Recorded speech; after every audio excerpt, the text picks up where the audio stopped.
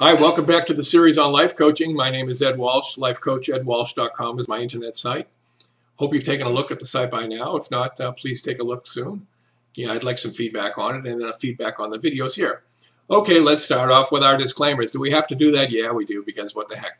The first one is shooting straight from the hip, 10 minutes nonstop. I'll make mistakes and we'll both laugh and ha ha ha on it.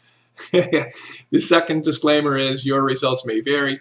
We're doing these videos, or I'm doing these videos for a broader, larger audience than you would ever have in a life coaching session. And so please keep that in mind. Okay. I'd like to talk today about what's called a routine for success. That's something, that's a phrase that I've coined for my clients. Yeah. About a week or so ago, I was doing some research for a client and came across an article in the Wall Street Journal dated December 26th of 2009. And it's pertaining to New Year's resolutions. What do you think the success, I should say, what do you think the failure rate is for people to make New Year's resolutions? Do you think it's half the time, 50%? Do you think it's more, maybe it's 60, maybe as high as 70? Maybe you think it's less, maybe you think it's 30% or whatever. Which is the number you come up with? Well, it may surprise you to know. Didn't surprise me because this is what I do for work, of course, but it may surprise you to know that 88% of the time people fail at a New Year's resolution. Now, before we get into the whys, let's think about what a resolution is. You resolve to do what? Quit smoking?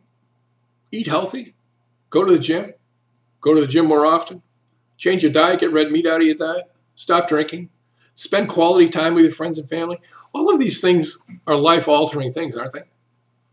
Some of them are life-saving things, aren't they? That's pretty important, don't you think? And the people that make these resolutions truly want them to have them happen, but they don't. 9 times out of 10, they fail. Why? Because they don't have a routine for success in place. They've developed bad habits, and they've got that ego of theirs that's protecting them.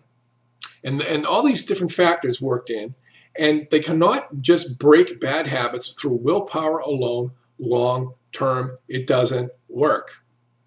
The numbers don't lie. 9 times out of 10, it doesn't work. You need to develop a routine for success. Just like we were talking about back in video number 1 with Aristotle. Excellence is a habit.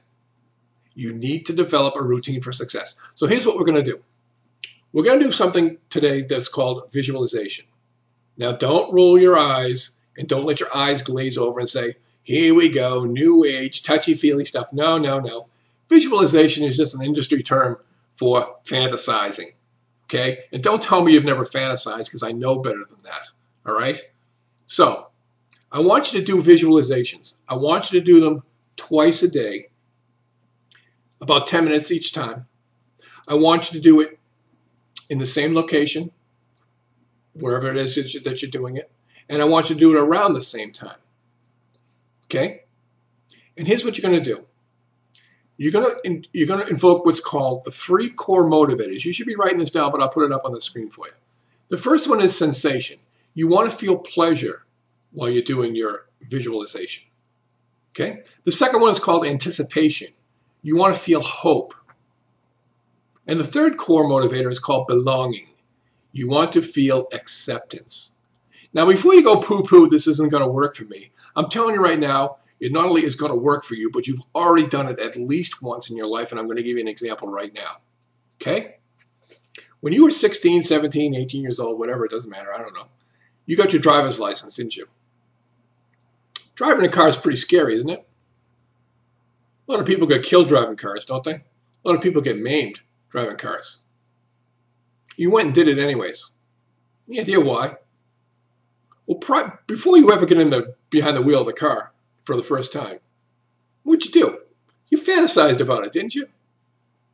Did you have the thoughts about driving around with your friends in the car, the radio's blasting, the windows down, the hair's blowing back with the wind coming in the window? Maybe you had a convertible with the top down, right? Right? Didn't you do that? Of course you did. Did you feel hope? You feel hope you have your freedom? You go anywhere you want to go, drive across country if you wanted to. Maybe get a job, part-time job, start earning some money. Go to the dances with the girls or the guys, whatever. Go out with your friends on Saturday night. Didn't you want to belong? Didn't you want to belong to, when all your friends were getting their license or about to get their license, you didn't want to be the odd one out, did you? Of course not. You want to belong to the elite group of people we call licensed drivers, right? You did this once before, and it worked once before. Because getting behind the wheel of a car is a terrifying event the first time you do it. You have to admit that.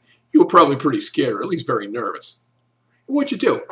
You get in the car, you put the key in the ignition, the driving instructor's sitting next to you. Before you start the car, you have to adjust all your mirrors and make sure you adjust your seat, make sure you're in the right spot and all that stuff, right? You hit that key, the engine fires up, and you feel a little adrenaline rush maybe, right? Didn't you feel that? Remember those days? And he says, okay, put your foot on the brake. You do that. He says, take the car, take it from park, drop it into drive, click, click, click, down into drive. He says, take your foot off the brake, and the car rolls forward. And what happens? What happens? All those fears you felt, all that anxiety you felt, slowly starts to melt away, doesn't it? You're still a little nervous, sure. It might take a lesson or two. But after that, you start thinking, hey, this wasn't that big of a deal. I'm pretty good at this. Right? You felt that. I know you did. Everyone does. So use your visualizations, okay? It's worked once for you, at least once in your life. We all know it has, at least once. And it will work again if you do it right. And I want you to do your 3 core motivators, and I want you to do what's called create triggers. You see, by doing it at the same time each day and the same location, that's called a trigger. And what does a trigger do? When you pull a trigger on a gun, it creates an action. By tying it to the same time and the same location, you're now going to own it better, okay? So those are 2 triggers, but I want you to make 2 more. And these are very easy to do. There's something during your day that will take place. It could be brushing your teeth, could be making coffee in the morning or something like that. You do it once a day. And I want you to take 2 of those things that happen to you in the daytime and also tie them to your fantasy. In other words, I want you to think about how good it felt when you were having this visualization about your dream coming true. You see what we're doing here? Now, those 2 other triggers, you don't have to do them for 10 minutes. This is just a fleeting thought. You're just sitting there going, oh, wow, that felt good this morning when I was thinking about whatever it is you were thinking about, whatever your goal is, okay? Do that twice a day. The sense of smell is a big trigger for people. And so is music, believe it or not. Music's a big trigger. Isn't there a song that reminds you of an old boyfriend or a girlfriend or a time in your life? I think we all have that, don't we? Isn't there a smell that can bring you back into a time? It just happened to me, as a matter of fact, a short while ago. I went into a bakery, and they were baking some fresh bread in the ovens. And immediately I went back to being a little toddler, being taken to the local bakery by my grandmother. She lived in the inner city, and she would take me on Sunday morning to the bakery, and we would smell the bread baking. And that smell of bread, now 50 some odd years later, brought back such great memories. Well, smell will do that for you. So maybe when you're making the coffee in the morning, maybe take a whiff of the coffee and use that as your trigger. That would be a good one. Okay? Maybe walking into your bedroom and seeing a piece of furniture that you only see once or twice a day. Maybe that would be a trigger for you. Okay? Tie yourself to your goal with emotion. Emotion will stop you. You know that. The fear of failure, the fear of rejection will stop you from asking the girl at the dance or the guy at the dance or whatever. Right? Those happened to you when you were a teenager. I'm sure that did. The fear of rejection, the fear of failure, the fear of heights will stop you from jumping out of an airplane or bungee jumping. Fear is an emotion that will stop you, but you can also use emotion to motivate you and push you forward. And that's what we're doing here, okay? So use your visualizations. Keep your mind open. This is new age stuff maybe to you, but you've already done it before without even realizing it. Okay?